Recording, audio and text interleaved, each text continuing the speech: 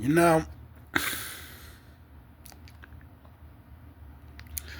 I struggle through depression.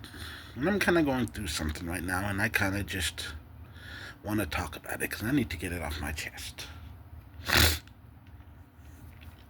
First of all, I actually have a video. I don't know if it's coming out this week. It might, but I recorded a video. I did a review of Operation Overdrive. I just need to edit it and then I can upload it. If you actually like Operation Overdrive, do not watch my video. I don't have a lot of kind things to say about it. But anyways, that's what's coming next. But I don't know what I don't know what comes after that. I had a sudden realization last night that nearly kept me up all night, except for the fact that I ended up crying myself to sleep. I don't know what I want to be when I grow up. I'm 34 years old. I am halfway through my 34th year of life, and I don't know what I want to be when I grow up. I thought I knew. I had convinced myself that I knew, but I don't know. I realized that a lot of my dreams that I have been just that. They are dreams. They are fantasy, and I always knew that these aspirations were hopeless. And that's why it was so easy to dream big. Imagine everything. Imagine a world where everything goes right, because I know that it's never going to go right. It's never going to be this good. So I can imagine perfection.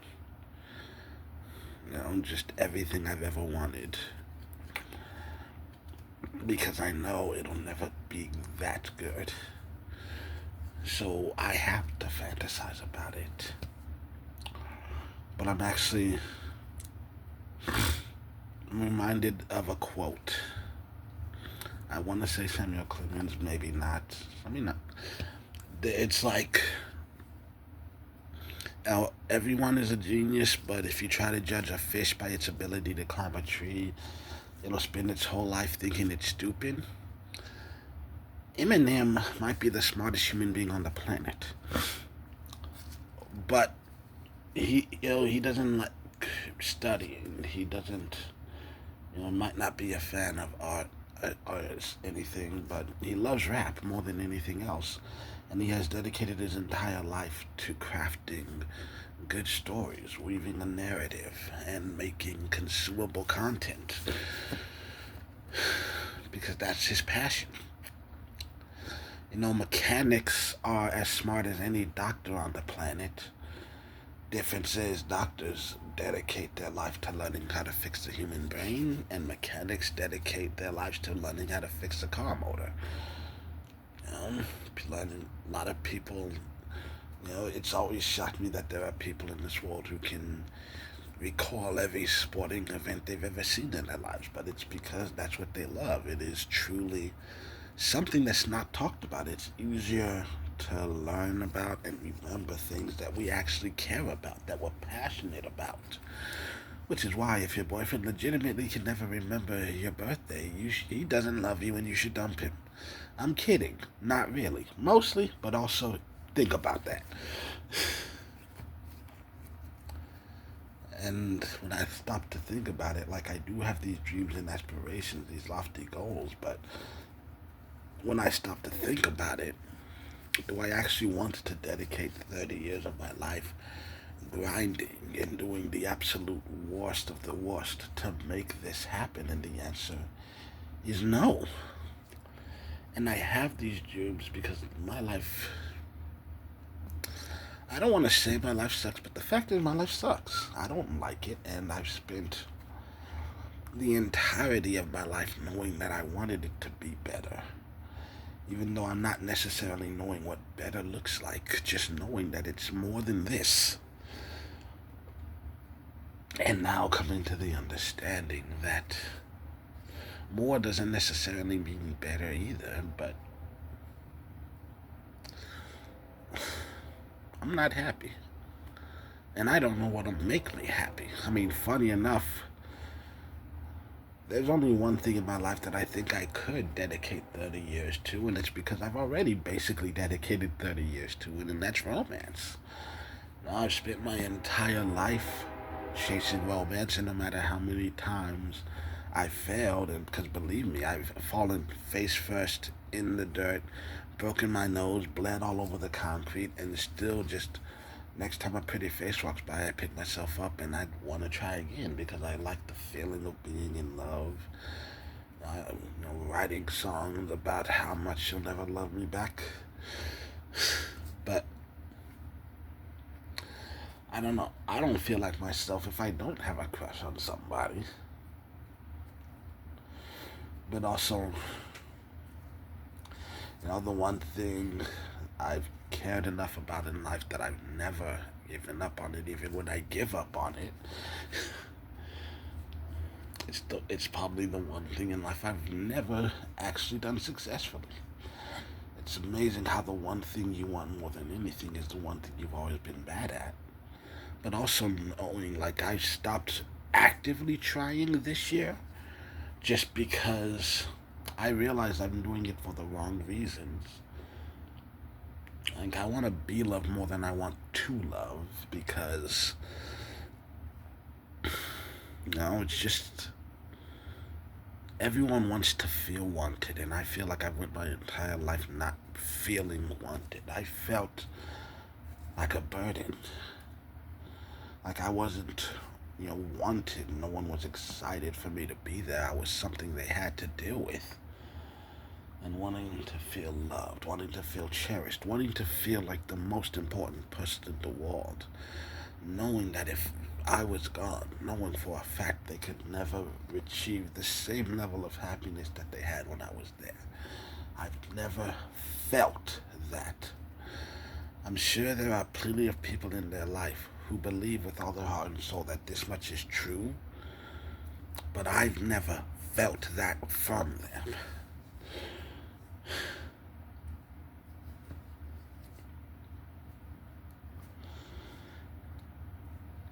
And I realize, and there's that. I've to some degree, it's definitely true. We accept the love that we think we deserve.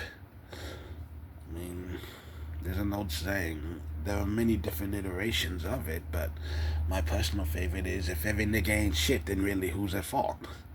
I mean, everyone has a bad boyfriend every now and then, but if every single boyfriend you've had has been a jackass who beats you and cheats on you, you need to seriously evaluate your criteria, because you are constantly picking the wrong one, and the problem is you.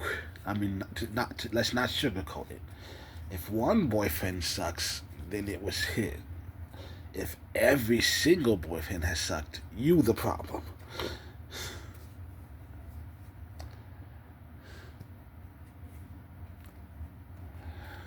So I don't know. I don't know how to fix it. I don't know how to fix life. It's just life is hard. And I want to talk about struggling and what it means to really struggle, because a lot of people think that they're struggling, but they're not. And look, everyone has hard times and everyone cries. And I'm not going to say that there's no one on there. I mean, I don't want to say no one, but there are very few people whose tears aren't justified.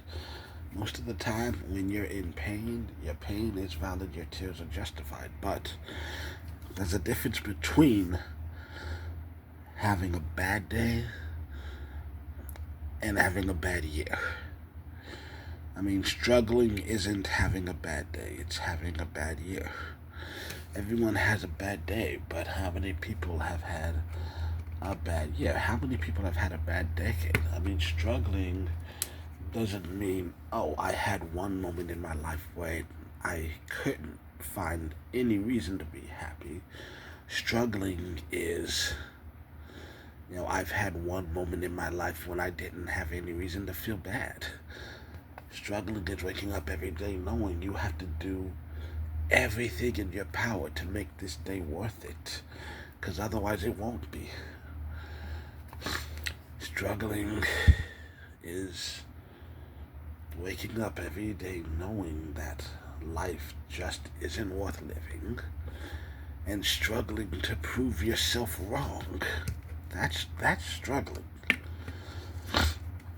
Struggling isn't a month of pain scattered over a lifetime. Struggling is, 2 weeks of happiness scattered over the past 30 years.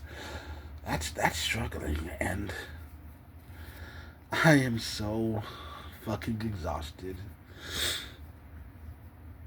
And I wish I could tell you I'll be fine, but I really don't know. Because recently I've been trying an exercise where it's like, hey, what would you tell your younger self if you met him? But the truth is, I need my older self to tell me it's gonna be okay, because I don't see it right now. I don't see that light at the end of the tunnel. I'm not saying it's not there, I'm just saying it's too far away. I am so far down away from the sun. I can't see it. And if I was talking to my younger self, I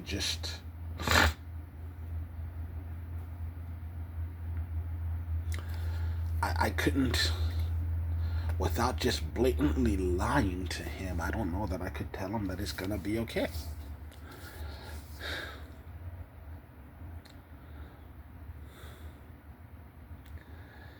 Because I've been fighting. I feel like all my life I've had to fight. All my life. And it's never gotten better. I don't know, maybe, to some degree, I think therapy has helped a little bit, but the bad days don't go away. I've gotten better at ignoring them. I'm focusing on the good, but there's still a whole lot of bad, and some days it's hard to ignore them.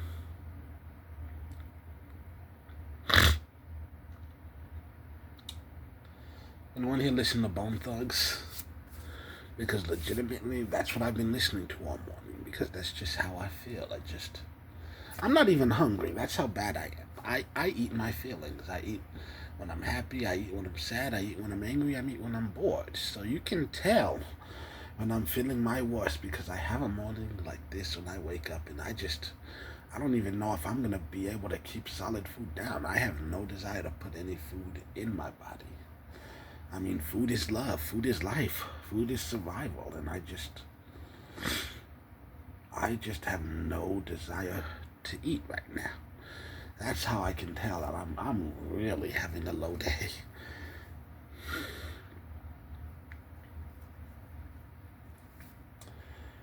And I wish I could tell you that I'll be fine, but I don't know. I don't know.